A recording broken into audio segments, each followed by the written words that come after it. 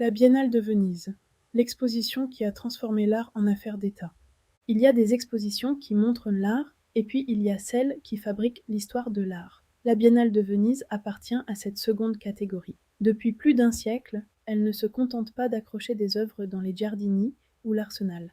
Elle désigne les artistes à regarder, les nations à écouter, les ruptures à prendre au sérieux. Elle est à la fois une scène, un thermomètre, une machine de consécration et un théâtre diplomatique. Ce qui s'y joue dépasse souvent les œuvres elles-mêmes. C'est la place d'un artiste, d'un pays, d'un courant esthétique ou d'un récit politique dans le monde de l'art. Tout commence pourtant par une initiative municipale.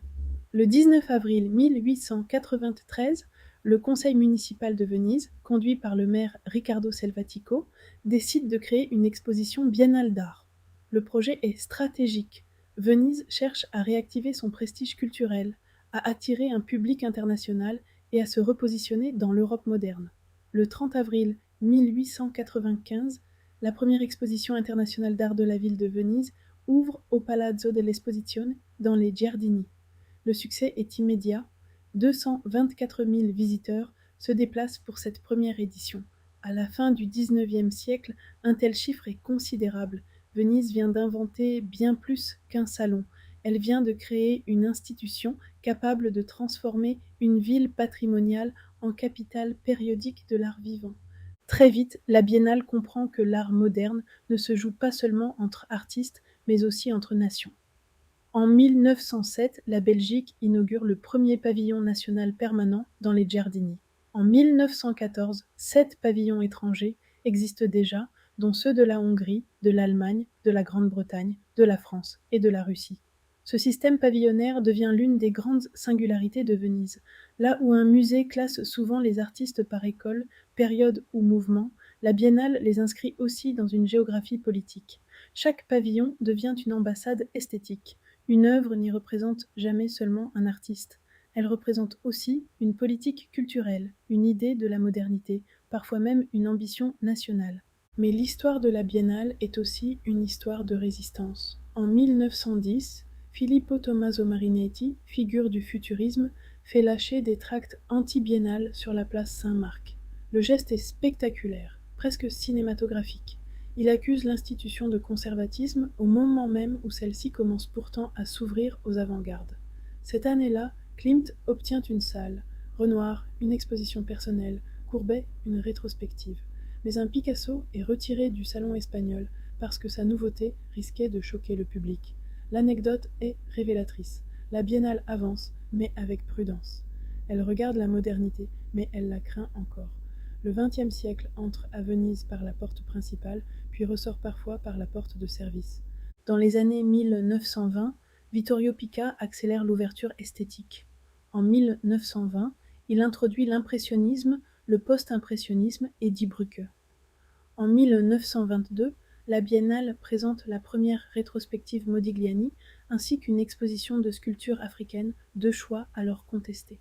Ce moment est essentiel car il montre que Venise commence à jouer un rôle de correction historique. Des artistes ou des formes longtemps regardées avec méfiance peuvent y être réinscrits dans le récit officiel de la modernité. La Biennale ne suit donc pas seulement le goût, elle contribue à le reformuler. Le tournant de 1930 change brutalement la nature de l'institution. Par décret royal du 13 janvier 1930, la Biennale passe du contrôle municipal à celui de l'État fasciste italien. Sous l'impulsion de Giuseppe Volpi di Misurata, les moyens augmentent et l'institution devient pluridisciplinaire. Le Festival international de musique contemporaine apparaît en 1930, la Mostra de cinéma en 1932, le Festival de théâtre en 1934. Cette extension est déterminante. La Biennale cesse d'être seulement une exposition d'art. Elle devient un appareil culturel complet, capable d'embrasser les arts visuels, le cinéma, la musique et la scène. Mais cette puissance nouvelle a un prix. Elle s'inscrit dans une stratégie de prestige national sous régime autoritaire. Venise devient alors un outil de rayonnement culturel autant qu'un lieu d'expérimentation artistique. Après la Seconde Guerre mondiale, la réouverture de 1948 marque une seconde naissance. Sous Rodolfo Pagliucchini, la Biennale redevient un observatoire majeur de l'art contemporain et des avant-gardes. L'édition présente Chagall, Klee, Braque, Delvaux, Ensor, Magritte, ainsi qu'une rétrospective Picasso introduite par Renato Guttuso. Peggy Guggenheim y expose sa collection new-yorkaise, qui trouvera ensuite à Venise l'un de ses ancrages historiques. En 1950, le pavillon américain présente Pollock, Gorky et, pour la première fois à Venise, Willem de Kooning. L'Europe découvre progressivement que le centre de gravité de l'art moderne est en train de glisser de Paris vers New York. Le symbole le plus fort arrive en 1964. Robert Rauschenberg remporte le Grand Premio, devenant le premier artiste américain à recevoir cette distinction. Pour beaucoup d'historiens, ce moment acte l'entrée spectaculaire du pop art américain sur la scène européenne. Ce n'est pas seulement une victoire artistique, c'est un basculement géopolitique. La Biennale montre alors ce qu'elle sait faire de plus puissant, transformer une récompense en signal historique. Après Rauschenberg, il devient impossible d'ignorer l'hégémonie croissante de la scène américaine. Puis vient 1968. Les protestations étudiantes perturbent l'ouverture.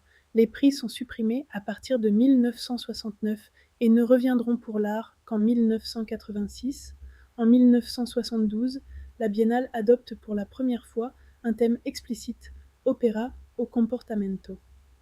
En 1974, sous la présidence de Carlo Ripa di Meana, l'exposition d'art n'a pas lieu et l'institution organise des événements sous le mot d'ordre Libertà per il Sile. En 1977, la Biennale du Dissenso, consacrée à l'URSS, confirme que Venise est devenue un espace de conflit idéologique. L'institution ne peut plus prétendre être neutre. Elle est traversée par les mêmes tensions que le monde, guerre froide, contestation sociale, dictature, lutte de libération, crise de l'autorité culturelle. Les années 1980 et 1990 installent une autre figure centrale, le commissaire d'exposition.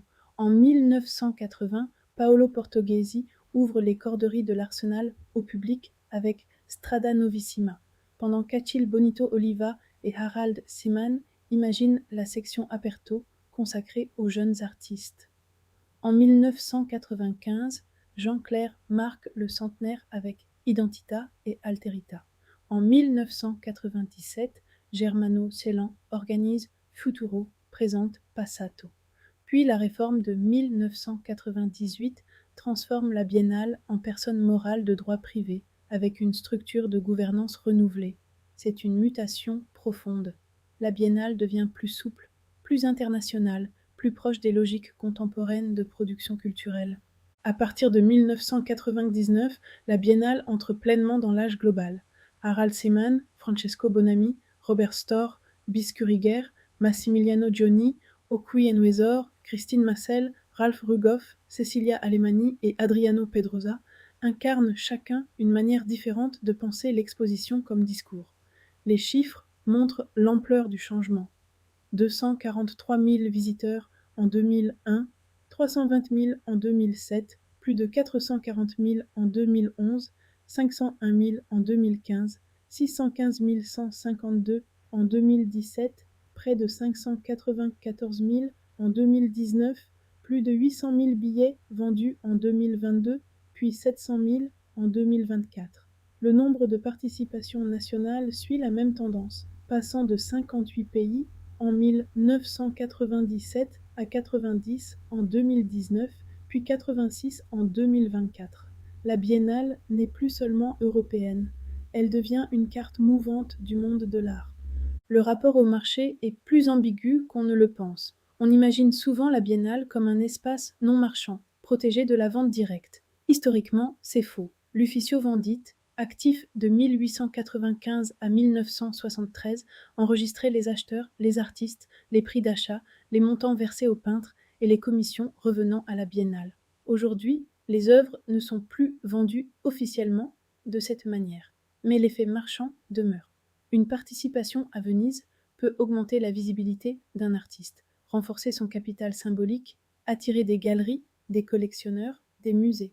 C'est précisément ce que les chercheurs désignent parfois comme un Venice Effect.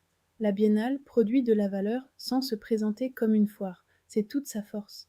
Cette puissance a aussi une économie très concrète. En 2022, année de Biennale Art, la valeur de production de la Fondation atteint 72,70 millions d'euros avec 15,86 millions d'euros de billetterie, 8,23 millions de sponsoring et 33,33 millions de contributions publiques. En 2023, la valeur de production s'élève encore à 57,26 millions d'euros, dont 33,14 millions de contributions publiques. La biennale repose donc sur un modèle hybride, ni totalement public, ni franchement marchand. Elle fonctionne par assemblage entre subventions, billetterie, sponsoring, investissements patrimoniaux et prestige international. Le billet plein tarif passe de 25 € en 2022 à 30 € en 2024, signe d'une institution devenue aussi une grande machine d'accueil touristique et culturelle. Sociologiquement, la biennale est un cas d'école. Pierre Bourdieu aurait parlé de production de capital symbolique. Howard Baker y verrait un monde de l'art fait de coopération entre artistes, institutions, techniciens, États, mécènes, critiques et publics. Nathalie Heinich y lirait un dispositif de consécration capable de faire passer un artiste de la reconnaissance spécialisée à la visibilité internationale. Lawrence Alloway, dans son ouvrage classique de Venice Biennale 1895 à 1968, From Salon to Goldfish Bowl, a justement pensé la biennale comme un système d'exposition. Enrico Di Martino en a proposé une synthèse historique majeure, tandis que les recherches récentes de Clarissa Ricci ont réouvert la question du marché et des ventes. Les éditions récentes montrent enfin que la biennale tente de répondre aux critiques adressées à son propre modèle. En 2022, Cecilia Alemani devient la première italienne à diriger l'exposition internationale d'art et réunit 213 artistes de 58 pays dans The Milk of Dreams, avec plus de 800 000 billets vendus. En 2024, Adriano Pedrosa, premier commissaire latino-américain de l'histoire de l'exposition, organise Foreigners Everywhere autour des figures de l'étranger, de l'artiste queer, outsider, populaire, autochtone ou issu des diasporas. L'édition attire 700 000 visiteurs payants et place au cœur du débat une question brûlante. Peut-on décentrer une institution construite historiquement autour des pavillons nationaux, donc autour d'une vision diplomatique du monde? C'est peut-être là que réside la vraie histoire de la Biennale de Venise. Elle n'a jamais été pure. Elle a toujours mêlé art et politique, avant-garde et institution, marché et prestige, liberté curatoriale et représentation nationale. Elle a censuré Picasso avant de célébrer Picasso. Elle a accueilli les avant-gardes tout en les redoutant. Elle a servi le prestige d'un régime avant de devenir un lieu de contestation. Elle s'est présentée comme exposition, tout en fonctionnant comme une machine de classement. Et c'est précisément cette contradiction qui la rend incontournable. La Biennale de Venise n'est pas seulement le miroir du monde de l'art. Elle est l'un des endroits où ce monde apprend à se regarder, à se contredire, puis à se réinventer.